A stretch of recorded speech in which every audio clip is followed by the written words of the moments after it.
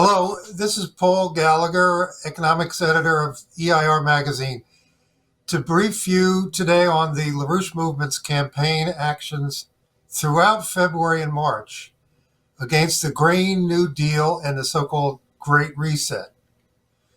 A polar vortex storm has just smashed the green utopian fantasy of wind and solar power. We have to end it. At the end of January, the World Economic Forum, that is the Davos conferences, organized at the top by the British Crown and by big bank circles of the City of London and Wall Street, held a 5-day conference planning the Great Reset. That's their term. The LaRouche movement then began a mobilization to defeat this, packed with organizing events.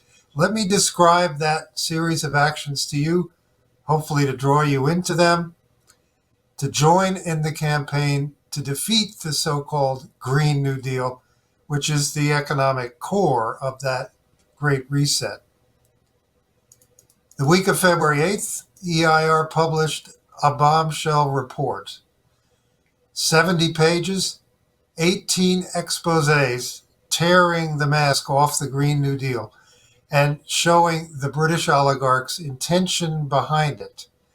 That is to reduce the world's population and the quality of life, to deindustrialize us, to save the planet, supposedly. Lyndon LaRouche's economic alternative policies to defeat the Green Deal in full are in this report as well. On Saturday, February 13th, Helga Zepp, the president of the Schiller Institute, started a series of roundtables of experts to discuss the growing threat of war and nuclear confrontation of the great powers that comes with the so-called Great Reset. That is, major powers which refuse the green deindustrialization are feared and targeted by the oligarchs of the Great Reset. Who is fomenting war amongst the United States, Russia, China, the very powers which have been resisting any great leap backward for their economies? The first roundtable on the 13th dealt with U.S.-Russian relations. Here is Helga LaRouche opening that roundtable. Now, to start off with President Biden's first speech on foreign policy, he basically went tough on Russia and China. And, this is in the context of the fact that the head of the U.S. Strategic Command, Admiral Charles Richard, in an article in a newspaper called Proceedings, which is published by the U.S. Naval Institute, he made a very shocking statement by basically saying that there is the possibility that regional crises could quickly escalate in such a way where the use of nuclear weapon would become possible, and that when Russia or China would have the impression that they may be defeated conventionally, they may use nuclear weapons. And that therefore the Pentagon must be advised to change their assumption that nuclear war is not very likely to the idea that it is a very real possibility. Now, I think this is incredible. Now, what regional conflicts could he possibly mean? Well, he had already in the last half year many near collisions in the air where NATO or US fighter jets almost collided with Russian jets near the Russian border. And I said at the time, when world peace depends on the flying skill of pilots in order not to trigger an incident which could escalate into a larger one, then world peace is in a very, very fragile condition. Now, we have the reasons why the Russians are very upset about the Aegis-based missile defense systems in Poland and in Romania. We have the situation around the Baltic countries. We have the eastern Ukraine, then naturally the potential conflict involving Israel and Iran is very worrisome, and naturally the situation around Taiwan. Now, I must say that the idea of a regional war in Europe is not exactly an attractive idea, given the fact that nobody in Europe would survive that.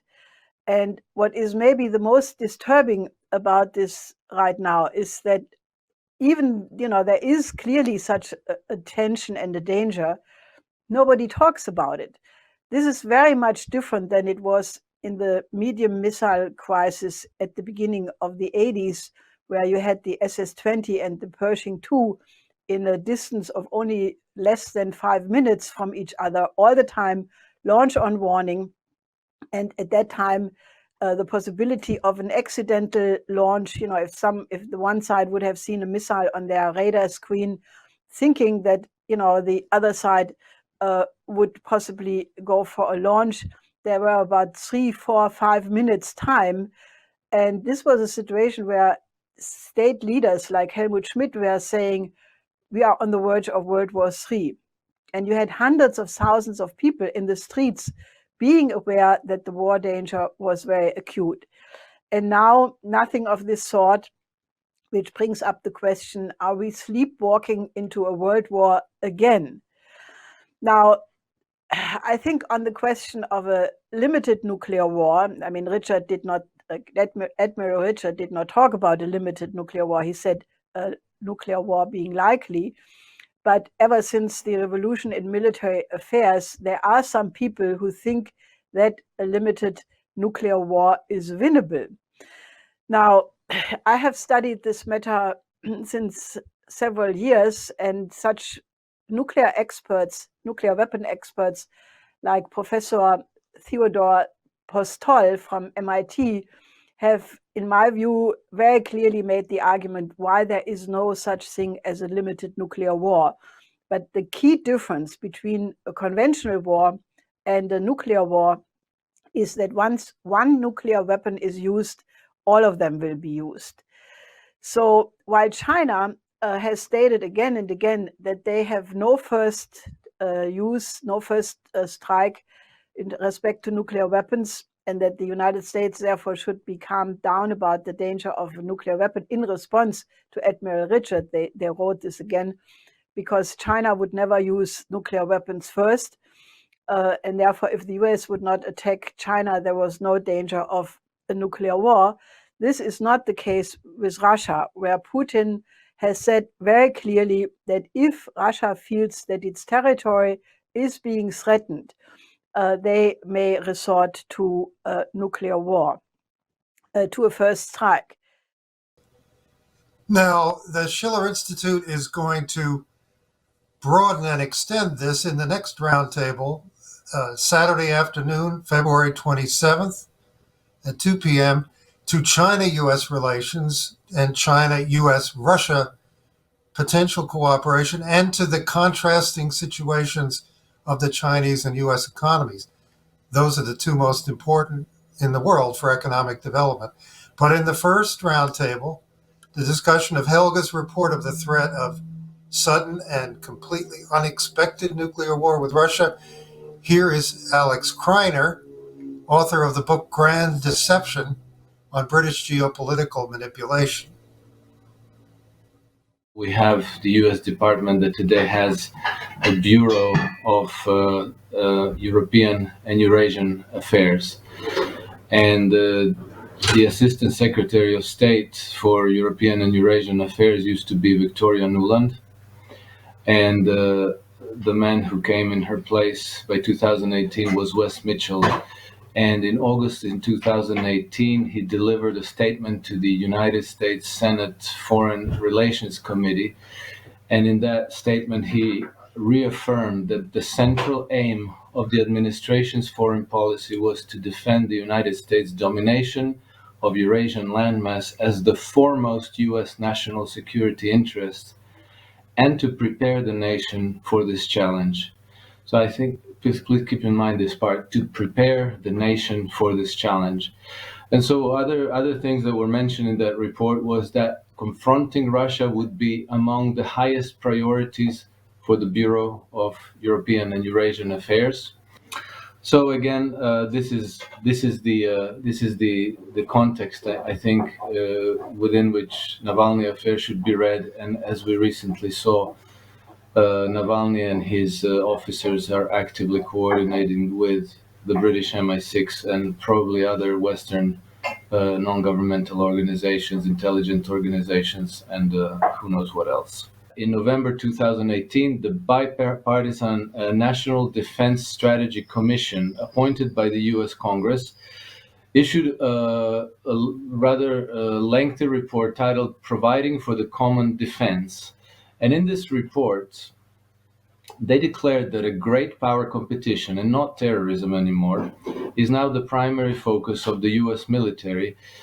And the report gave backing to the Pentagon's plan to prepare for a great power war against Russia, China, or both. The report envisioned that this war would break out within 4 years, which from that time means that would be 2022, that the war would be horrendous and devastating, but all of society would need to be mobilized in a whole of nation, in a whole of nation effort, including everything from private corporations to academic institutions. So you see, there's this theme of preparing the nation that keeps recurring in these reports, in Wes Mitchell's report to the U.S. Senate Foreign Relations Committee, and so forth. Which does indicate certain coordination and intent to bring this conflict about, or at least escalate the Cold War confrontations. And I think that from today's perspective, all this, nuclear confrontation that we're talking about, it may seem unthinkable. However, I think we should not be complacent in face of such plans. I think just over a century ago, the outbreak of World War I caught almost everyone entirely by surprise. In 1919, in Economic Consequences of the Peace, Keynes wrote about the peaceful, prosperous state of affairs in London in the early days of 1914. And he noted that the state seemed normal, certain, and permanent. So the world seemed secure at the beginning of 1914. The American historian Alexander Noyes, also writing in 1925, noted the suddenness with which World War I broke out, and the total absence of popular belief in the possibility of any such event up to the very week in which it became, in which it began, the war. Another flank of this campaign against the Great Reset is national conference calls on Thursday nights with activists and new people joining in around the country. Authors of our new report, the one you saw, The Great Leap Backward, LaRouche Exposes the Green New Deal, are leading these conference calls now. February 11th, I spoke with about 175 activists around the country. February 18th at 9 p.m. Eastern, with author and farm economy expert Marcia Baker, one of my co-editors. That participation will grow. But keep in mind, if the United States goes with the London Green Deal and takes down its own industry, confrontation with China and Russia, which refuse to deindustrialize, will get more dangerous. Nuclear physicist Dr. Edward Lazansky from the American University in Moscow and Moscow State University spoke to Helga's roundtable on this subject. I want to admit that when I read an article by Admiral Richard in my favorite paper, the Washington Times, when I occasionally also place my op-eds, about possibility of a nuclear war. This, of course, to say that it was kind of a shock, it's maybe not enough. Because I am, just as it happens, a great admirer of President Ronald Reagan, and I had the privilege to shake his hand in the White House during this some of the ceremonies. Then we praised Soviet Nobel Peace Laureate Andrei Sakharov, because he was also worried about dangers of nuclear war, and he got the Nobel Peace Prize. Being the architect, he actually was father of Soviet hydrogen bomb. At the same time, he wanted to make sure that it is never used, and he found a great admirer with President Ronald Reagan, who also said that nuclear war is unthinkable. And he joined in this pledge with Soviet President Mikhail Gorbachev. So we thought that with people with reputation like Ronald Reagan, Mikhail Gorbachev, and Nobel Peace Laureate Andrei Sakharov, the father of the hydrogen bomb, would say that only like lunatics can speak about nuclear war, because it will be end of civilization as we know it. And after reading this article, no, this is something that makes not only me worry. I know that a lot of people get a little bit, to say, upset. It's not enough. President Trump, of course, we can criticize him for many things. And actually, I have to admit, in some of my columns in Washington Times, I also criticize him. But his greatest achievement in foreign policy is that he didn't start a single war. Well, this is something that maybe I think is a good achievement.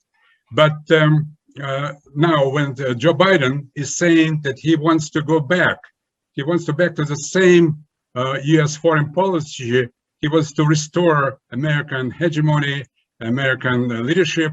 He wants to be at the head of the table. I'm worried, and I think many people worry, because this is what happened under Joe Biden in the Senate. He approved all those things. So now,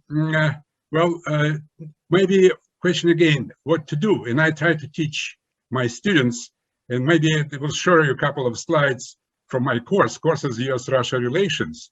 Okay, I just will show you a few slides from my course. And of course, I want to start with the picture of Ronald Reagan and Mikhail Gorbachev, those two men, which I had a great pleasure and honor to meet, shake hands, and talk about how we can preserve world peace, both in the White House and the Kremlin. The next Saturday Roundtable on February 27th is on two subjects: how the winter storm smashed the green utopia, and why we need U.S., China, Russia economic cooperation, not war. Harley Schlanger, widely followed LaRouche spokesman, will take part in that. Here he is on February 13th. Now, what stands in the way of this policy? And this will go to answer the question at the beginning: why is there a potential for confrontation between the U.S. and Russia? If the U.S. is brought in as a partner and a muscle man for the Great Reset, then we will be in confrontation with every sovereign nation which wishes to have full economic development along the lines that was laid out by Helga, Zepp, LaRouche in her presentation. What this means is that Vladimir Putin would be in contradiction to this Great Reset, as he indicated in his speech at Davos. Well, so is Donald Trump. And interestingly, Russiagate targeted Trump and Putin for regime change. And this is where you see the relationship of the Great Reset. And the reason I went through this history of British geopolitics against Russia, to make the connection to what we've just gone through for the last 4 years in the United States. When you think about who was behind Russiagate, it was the City of London, their intelligence agencies, it was the intelligence community of Obama and Bush, the so-called permanent bureaucracy in the US, the media, now we see the role of the social media. All of them came together to bring down Trump and to initiate this Great Reset. The best way to defeat the Great Reset is to revive this Russian-American historical tradition. Lyndon LaRouche put it this way. He said, we need a four-power agreement centered around the US, Russia, China, and India. as the most powerful nations when it comes to population, economic potential, and military, to take on the globalization pushed by the City of London and British geopolitics. And Helga, Zepp, LaRouche spelled out some of the urgent infrastructure missions to actually rebuild the world economy, with great powers cooperating to take the lead in these. This pandemic will not be defeated as long as it exists in any one country. Therefore, is it not the most important task in front of humanity that we work together to establish a world health system, meaning that each nation must have a modern health system to be able to cope with such diseases? Now, that would mean a modern health system like they demonstrated it to be in place in Wuhan, to build hospitals in a week for 1,000 people, but without clean water, no hospitals. 2 billion people in the world don't have clean water. It means electricity. It means infrastructure, because if you don't have infrastructure, you cannot service all of these things.